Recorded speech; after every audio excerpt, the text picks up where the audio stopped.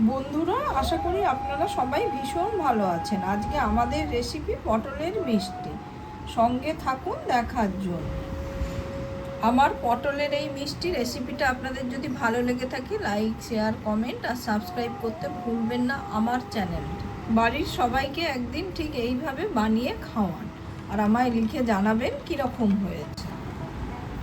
পটলগুলোকে আমরা পরিষ্কার করে ধুয়ে নিয়েছি, তারপরে এর খোসাটাকে আমরা ছাড়িয়ে নিচ্ছি।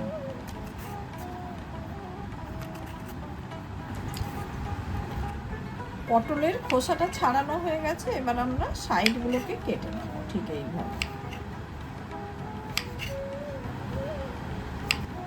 এবার আমরা পটলটাকে মাঝখান থেকে আস্তে করে চিড়ে দেব।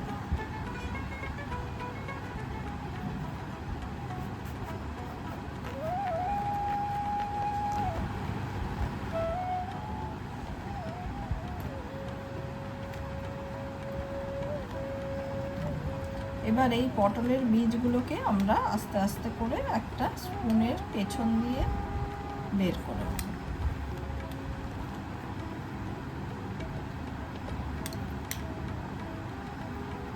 পুরোটা যেন পরিষ্কার হয়ে যায়। একটু সাবধানে করবেন, খুব ভালোভাবে হয়ে যায়।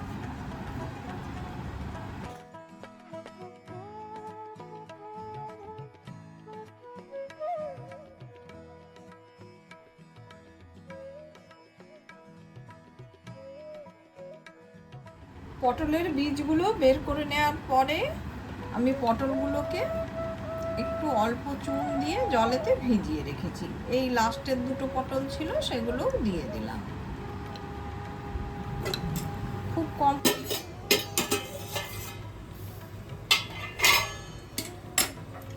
পটলগুলো চুন জলে আমার 1 ঘন্টা ভেজানো হয়ে গেছে। এবার এটাকে আমি সেদ্ধ করে নিচ্ছি গরম জলেতে। কিছুটা আমরা ভাপিয়ে নেব।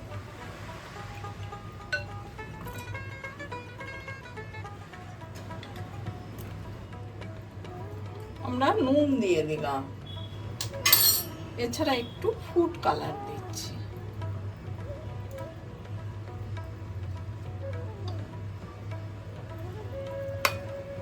হালকা হাতে নাড়াচাড়া করে দিচ্ছি। খুব বেশি ফুড কালার দেওয়ার দরকার নেই, যদি থাকে ভালো, না থাকে দেওয়ার কোনো দরকার নেই।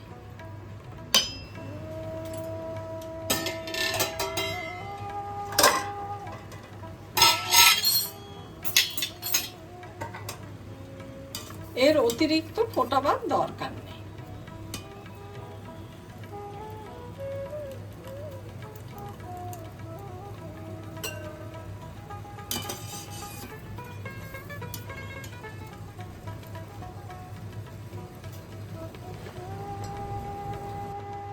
এবার আমরা সুগার সিরাপটা বানিয়ে নিচ্ছি।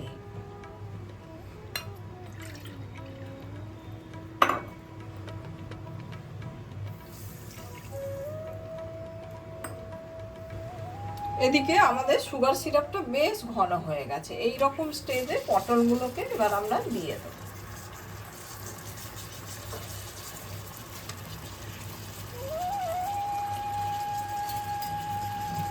সেই সঙ্গে 1 চামচ গোলাপ জল দিয়ে দিচ্ছি।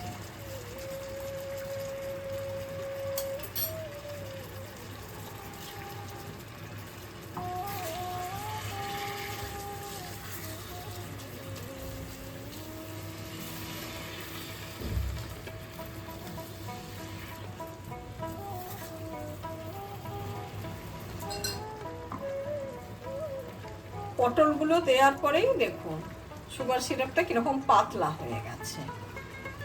প্রায় 10 মিনিট হয়ে গেছে। এবার আমি পটলগুলো তুলে নিচ্ছি। এবার পটলগুলোকে কিন্তু আমরা রস ঝরানোর জন্য রেখে দিচ্ছি। ওই রসটাই আমরা এবার গ্রেট করা খোয়া ক্ষীরটা দিয়ে দেব। একদম দোকান থেকে কেনা ফ্রেশ খোয়া ক্ষীর আমি দিচ্ছি।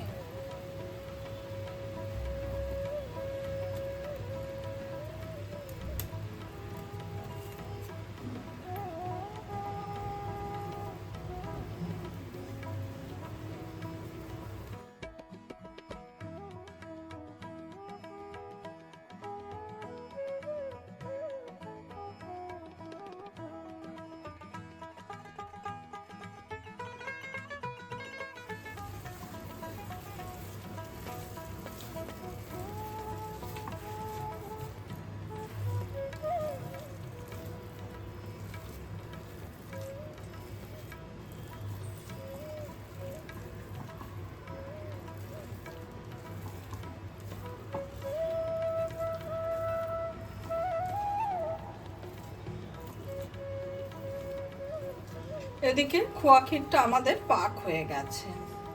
এবার এটাকে এইভাবে স্প্রেড করে ঠান্ডা হতে দিলাম।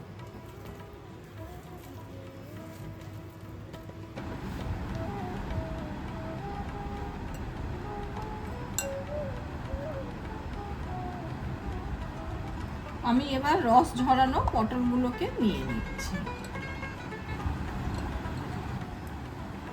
যে পুরটা আমরা বানিয়ে রেখেছি এবার সেটা ভেতরে দিয়ে দিচ্ছি।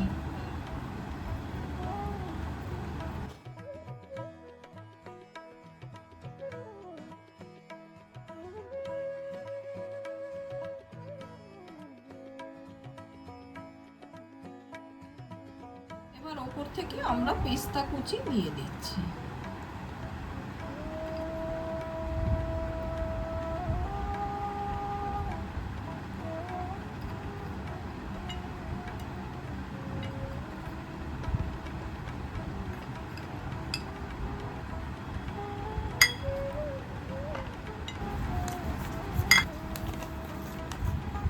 এবার কিছুটা রূপোর তবক আছে দিয়ে দিচ্ছি।